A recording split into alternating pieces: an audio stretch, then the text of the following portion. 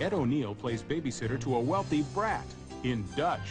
And a pair of excellent dudes explore the afterlife in Bill and Ted's Bogus Journey. It's all coming up next on Siskel and Ebert.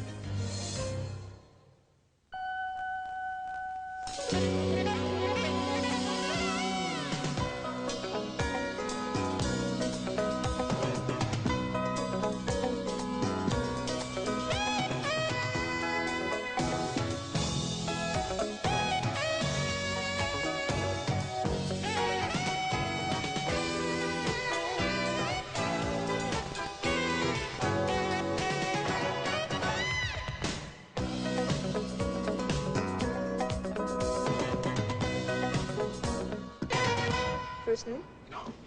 Jack. I've been an attending surgeon on the staff of this hospital for 11 years. Then you should know all about filling in forms. William Hurt plays a surgeon who doesn't much enjoy being treated like a patient in The Doctor. It's one of the new movies we're going to be reviewing this week, and we will also have a commentary on the controversy and the accomplishment of BOYZ N THE HOOD.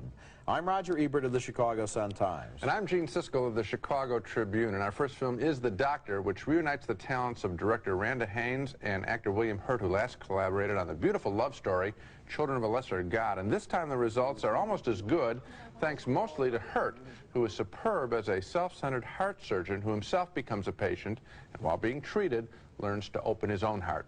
At first, of course, he's used to working, not staying in his own hospital, and he has a problem with his throat, a serious one, and with a hospital orderly. I know you. I'm Dr. McKee. I don't need a chair. I'm perfectly capable of walking. Please sit in the chair, doctor. If you fall over in the hospital is liable. And then there's no private room available. He's forced to mingle with the regular patients. Your first time under the knife?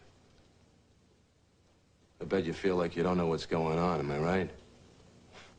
Well, don't worry, they don't know either.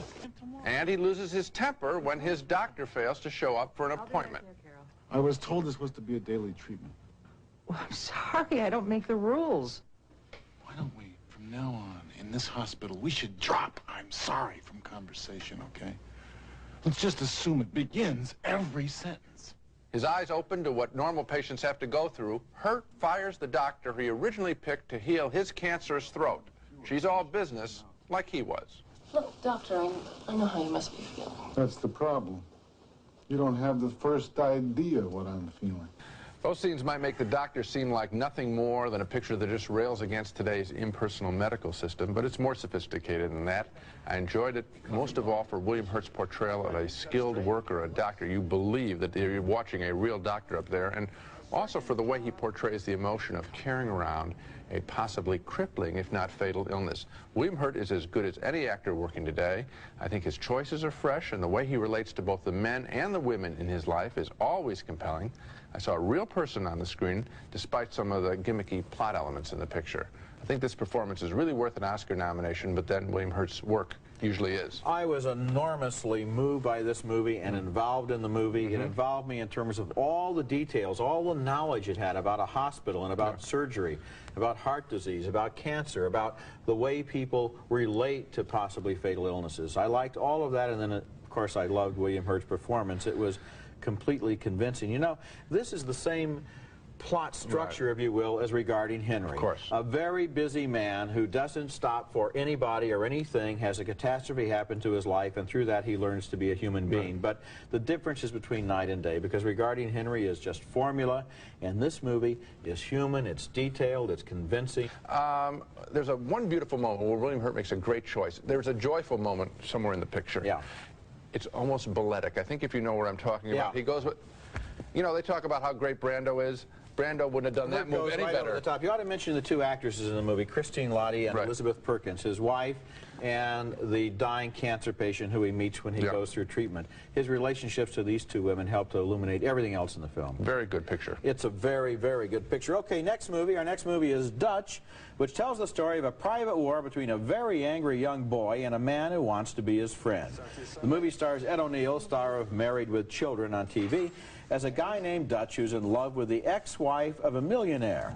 Her son is a spoiled rich kid filled with hostility, but Dutch figures he might be able to turn the kid around if he goes to pick him up at his private school and drive him home for Thanksgiving. There's no better way for two guys to get to know each other than to spend a couple of days in a car. That's Jo Beth Williams as the mother there. The kid, played by Ethan Randall, assaults Dutch with a golf club, but Dutch gets him to come along with him one way or another.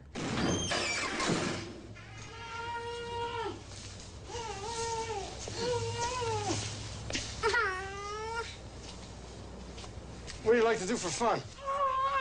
Well, you like to wiggle and grunt. Me too. The movie turns into a formula picture where the two characters are somehow going to get to know one another while sharing adventures on the road. Among several phony scenes, this one is perhaps the phoniest.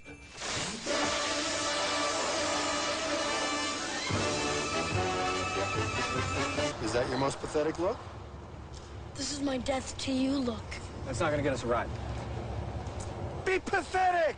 And, of course, they end up broke and stranded along the way. In a movie like this, there's an unwritten law that you never call home for money. No, you have to rough it out.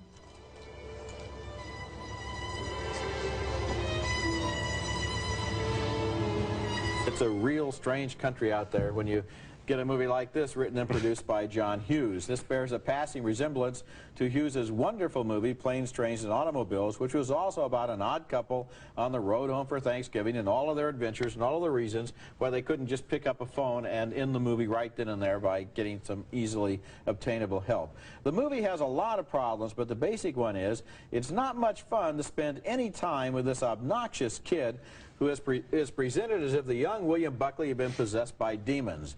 That's not a criticism of young Ethan Randall, who plays the character all too well, but of Hughes' decision to make him so obnoxious for way too long before the inevitable smiles at the end of the picture. This was real tough going. Oh, yeah, teeth are on edge during this picture. Now, you took care of the kid. Let me talk about Dutch. Good old Dutch, yeah. I wouldn't want to spend any time with Dutch. You know, a guy who comes out and says, you know, I'm working class, I'm a regular guy. I mean, as soon as he says that, I want to, okay. What's wrong with the working class? I work for a living. You know, there are times during the movie when you're rooting for the kid. Absolutely. Absolutely. The kid at least has a fresh attitude. I mean, Dutch is just so sanctimonious about himself. Yeah. You know, and of course, the economic scheme of this whole picture is the richer you are, the more of a jerk you are. The poorer you are, you're practically sainthood. The formula of a road picture like this is you have the obstreperous person and then the other one who is going to use reason and also force to make the first person human. Yeah. Now, you've got a problem with a movie like this. You don't know which of the two characters from scene to scene is which. You don't like either one. Coming up later in the show, a commentary on the violence surrounding the release of Boys in the Hood. And next, Bill and Ted are back on a bogus journey. It's the Grim Reaper, dude. Oh. How's it hanging, Death? No way. What? No way, sir? Those time-traveling party dudes are back in Bill and Ted's Bogus Journey, the sequel to the surprise 1989 smash hit Bill and Ted's Excellent Adventure, with Alex Winter and Keanu Reeves out to save the world from their evil twins this time, which are really robots assigned from the future to destroy Bill and Ted. Ted, if you're really me, how many fingers am I about to hold up? 3. Whoa! You're right! The gimmick in these movies is the way the boys talk, like groovy surfer talk, dude, as they play a practical joke on another offbeat character here, Death. Excuse us, dude, but your shoes are untied. Oh. To defeat the bad guys, the ghostly Bill and Ted, who have been rendered invisible, try to get some help as Ted possesses the mind and body of his uptight police officer father. Whoa. Okay, dudes. I mean, fellow policemen. My son, Ted Theodore Logan, and his friend, Bill S. Preston, Esquire, have been murdered and replaced by evil robots from the future. You totally did it, dude. I totally possessed my dad. Well, I wasn't a fan of the original picture, and although this one is more joyful, I can only give it a mixed review. This movie is purposefully stupid, to be sure. I understand that, but Bill and Ted's humor gets familiar for me all too quickly. Only the special effects, I think, keep the film afloat. Well, I like the special effects. I especially like the way heaven looked and hell, and I must admit, somewhat to my surprise, I enjoyed this movie. Now, it does work on its chosen level, which is submoronic idiocy. Works on that level very well, but I think there were other levels a little more sophisticated in the film. The whole character of Death and the way he's portrayed in this movie, the Grim Reaper looking at various choices in the scythe department of the hardware store, for example, or his embarrassment when he loses his contest and has to go along with these guys as their assistant, is very funny. That whole character and everything he does is funny. And I enjoyed the movie. I thought that visually it was very inventive, that the actors had a lot of fun with the characters. I liked it. It is more inventive than the first one, for sure. The first one was just trashing these, you know, sort of intellectual picture, trashing all these famous people. This film has some joy in the special effects, but boy, I just thought the jokes were all of a piece, and I didn't enjoy them that much. Okay, when we come back, a memory drenched in happiness of a childhood in France. Two films back-to-back called My Father's Glory and My Mother's Castle.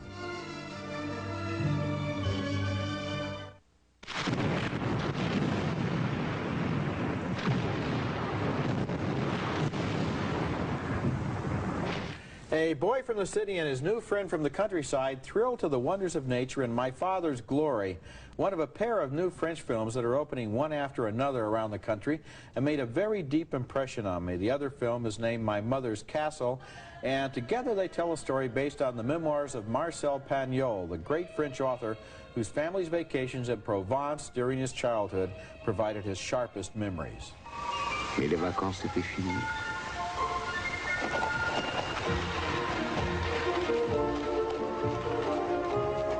Je savais déjà que je ne supporterais pas d'attendre une année, toute une année, pour retrouver mes chères collines. The narrator there was the adult Marcel, remembering the years when his father was a schoolmaster and the family spent their summers and vacations in the hills that he came to love. One of the great sustained sequences in the second film, My Mother's Castle, is the family's attempt to reach their little holiday home by walking along the private canal footpaths that cross the estates of the rich. This practice is forbidden, but it turns out that the canal guard is a former pupil of the father. Et maintenant, la surprise.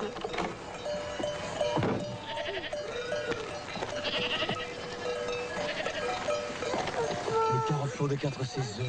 These two movies are based on autobiographies by the same man who wrote Jean de Florette and Manon of the Spring, two of the best French films of recent years, and the films are directed by Yves Robert. These films are wonderful too, like Manon and Jean de Florette, but in a different way. They're more of a memory and less of a story, and they deal with a child's idealized memories of growing up in a warm, happy family. There were times during the first film, My Father's Glory, when I wondered where all of this was going to lead, whether the film was simply wandering beautifully but aimlessly. But the payoff comes in My Mother's Castle, the second film, where everything from both films is drawn together at the end into an enormously effective and very emotional conclusion. Now, I'm a pro when I go to the movies, and I don't cry very easily, but at the end of the second one, there were a few tears. Well, it is deeply moving. It has the density of life. It will spend the amount of screen time in the second picture to talk about that going through the shortcut to get to your house and how that is full of meaning for a little boy, and it would be.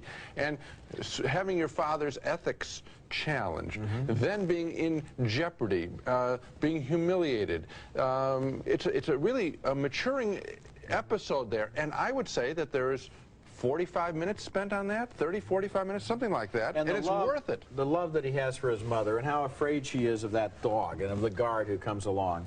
This is the real stuff. The thing about, you know, people have a resistance to any movie longer than 2 hours. Well, maybe they were wise here to make two movies and open one, and then that'll play for a while, then the other one will open, so you don't have to sit there for 4 hours, because then maybe people, when you see the extra screen time, you can see it used here to really give you a feeling for this whole family, including the aunt and the uncle and the friends in town and the friends in the countryside. And the landscape, too. Yes. I mean, the back half of #1 is really a tribute to the hills and to the flora and fauna. I mean, and so there is time there, and it is beautiful to see. Well, when I saw this movie, I wanted to get on the next flight to Provence and find myself a little cabin, which is not film criticism, but travel writing. But nevertheless, coming up next, our thoughts on the violence surrounding the early screenings of the movie Boys in the Hood. Something wrong? Something wrong, yeah.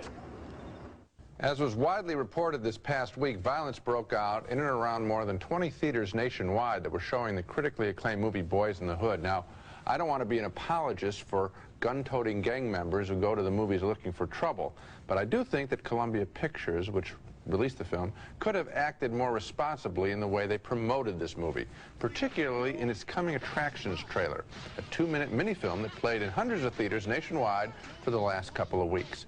Take a look at the last 16 seconds of the trailer, and you'll see that it's really selling a gangland story in the most rousing manner possible.